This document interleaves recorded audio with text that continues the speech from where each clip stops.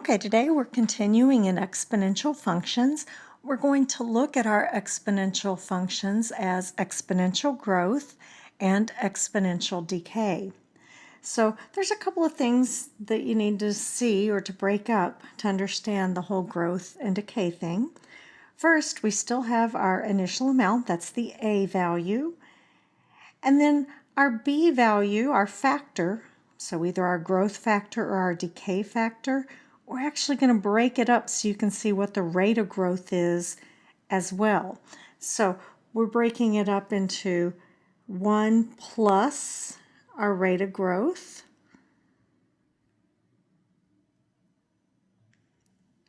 or if it's decay, it's going to be 1 minus, and I'll just call that my rate of decay.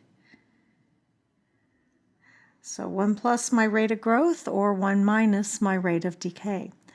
And we just call the factor, you can call it still the whole B value, you can call it a factor, or you could call it our growth factor and our decay factor. So I'm just going to put growth factor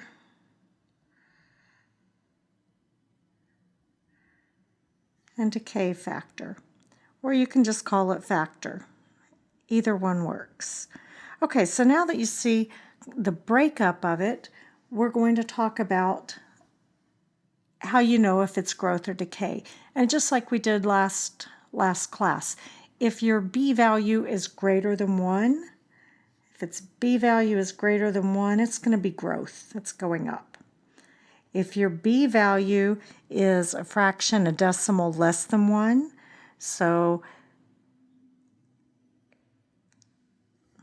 but it still has to be greater than 0. But if it's less than 1, it's going to be decay.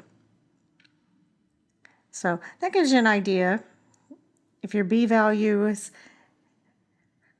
less than 1 but greater than 0, so it's a fraction of some sort, a decimal below 1, it's going to be a decay exponential function. So let's look at these, and what we're going to do is we're determining if it's a growth or decay, what the initial amount is, and what the rate of growth or rate of decay is. So the biggest thing to know on this, I broke them out on number 1 and number 2. Normally your factor is not broken up like this. I broke it up like this just so that you could see it, but really what this is our B is really 1.75.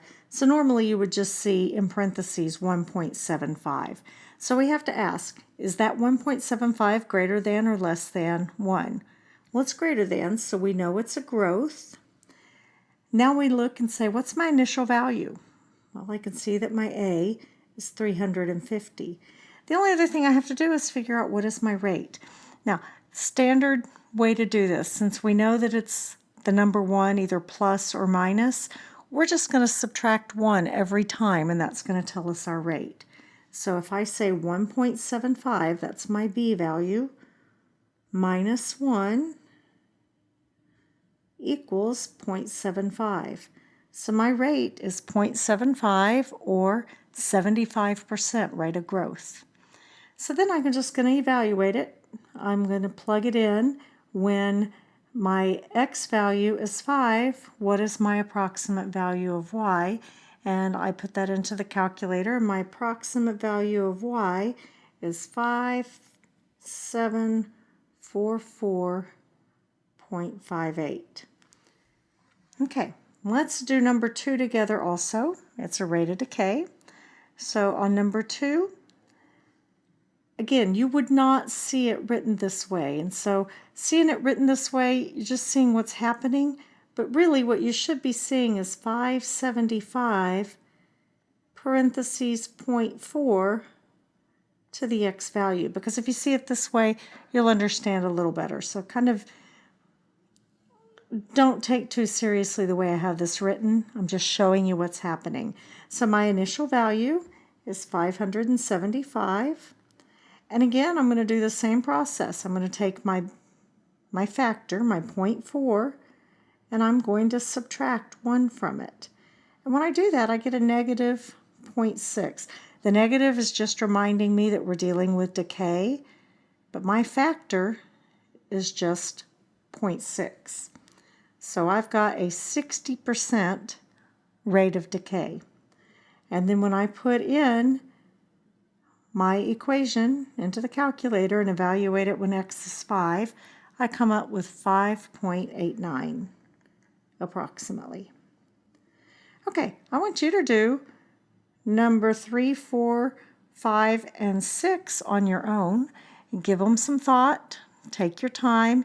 Make sure when you're looking for your rate that you're taking the number 1 and subtracting the b value from it to come up with your rate of growth, or if it's negative, your rate of decay. Then check back after you've paused your video, do them all, and then check back for the explanations. Okay, so when you look at these, hopefully everything went just fine for you. The biggest thing is just to remember it's 1 minus the factor to come up with the rate. And then notice that on number 3, I circled the factor. I didn't circle the negative sign because the negative is just reminding me it's decay. I just circled the rate of decay. And then I noticed that on number 6, it's going another negative, so it's a decay.